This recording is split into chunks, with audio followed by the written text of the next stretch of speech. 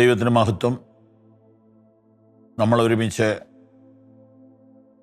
വീണ്ടും വചനധ്യാനത്തിന് വേണ്ടിയിട്ട് ആഗ്രഹിക്കുന്നു. പാറയും വീണ്ടെടുപ്പുകാരനുമായ യഹോവ എന്ന ഒരു കൊച്ചു ചിന്ത നമ്മൾ ഇന്നലെ ധ്യാനിച്ചു. അതിൻ്റെ രണ്ടാം ഭാഗം പിളർന്ന പാറ എന്നതാണ്. അതിലേക്ക് നമുക്കൊന്ന് പോകാം. പുറപ്പാട് പുസ്തകത്തിൽ നാം വായിച്ച് നിർത്തിയ ഭാഗത്തേക്ക് നമുക്ക് മടങ്ങി വരാം.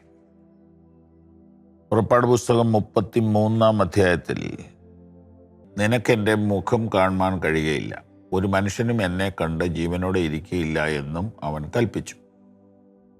ഇതാ എൻ്റെ അടുക്കൽ ഒരു സ്ഥലമുണ്ട്, അവിടെ ആ പാറമേൽ നീ നിൽക്കണം.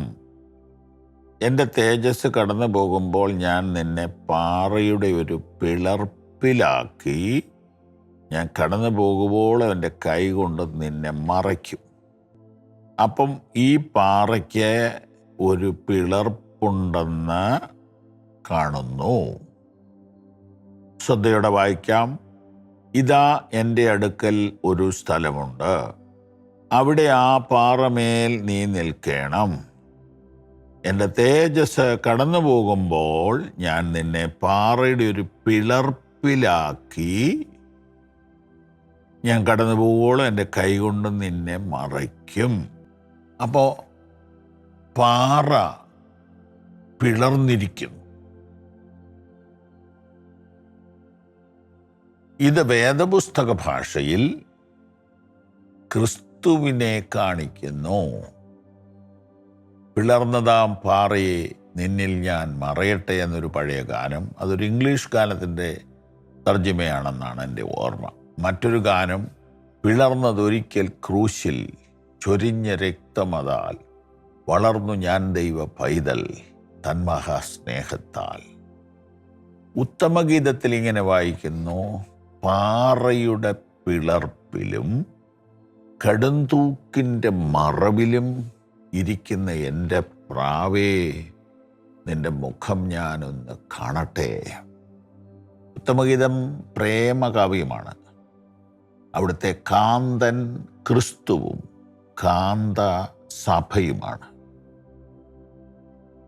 കാന്തൻ കാന്തയോട് പറയുകയാണ്, പാറയുടെ പിളർപ്പിലും കടുംതൂക്കിൻ്റെ മറവിലും ഇരിക്കുന്ന എൻ്റെ കാന്തേ, നിന്റെ മുഖം ഞാനെന്ന് കാണട്ടെ.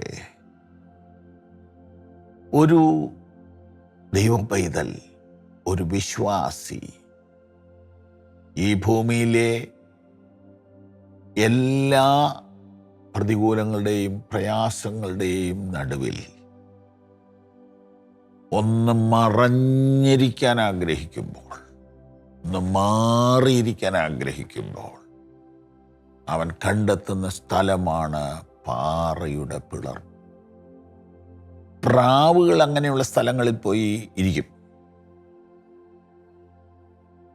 അവിടെ അവർ സുരക്ഷിതരാണ്. പാറയുടെ പിളർപ്പിൽ പ്രാവുകൾ ഇരിക്കാറുണ്ട്. അവിടെ ഇരുന്ന മൂളിപ്പാട്ട് പാടാറുണ്ട്, കുറുകി ഞരങ്ങി ഇരിക്കാറുണ്ട്.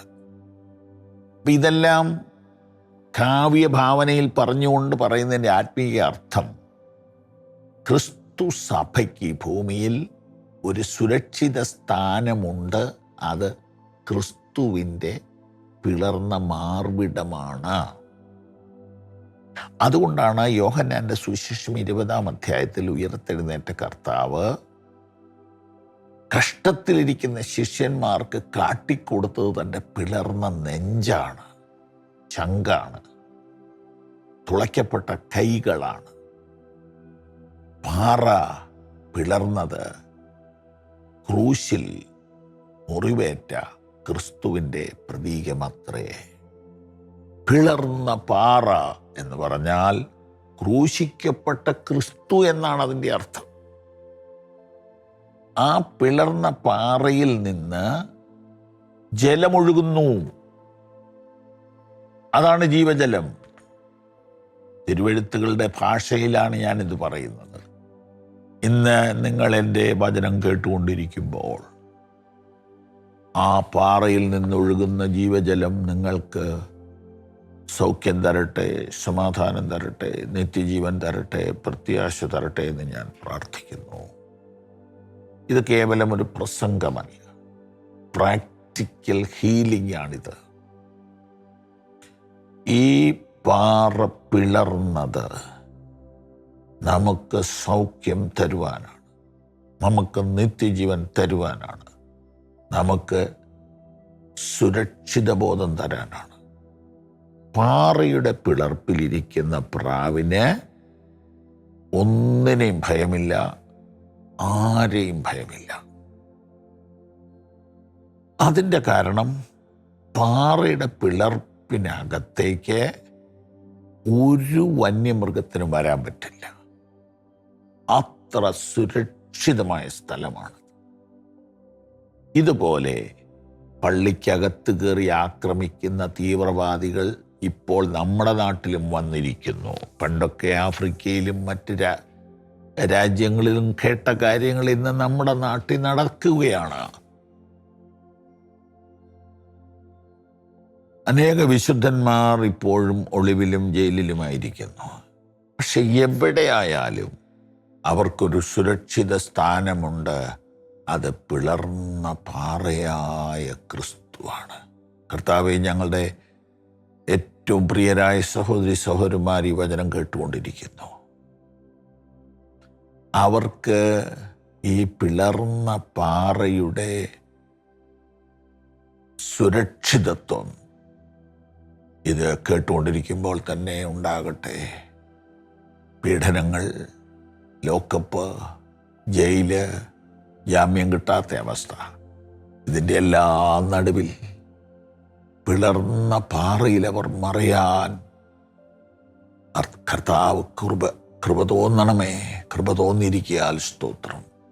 ഈ സമാധാനം, ഈ സുരക്ഷിതത്വം ഈ ജനത്തിൻ്റെ മേൽ റിലീസ് ചെയ്ത് ഞാൻ പ്രാർത്ഥിക്കും. യേശുവിൻ നാമത്തിൽ ആമേൻ.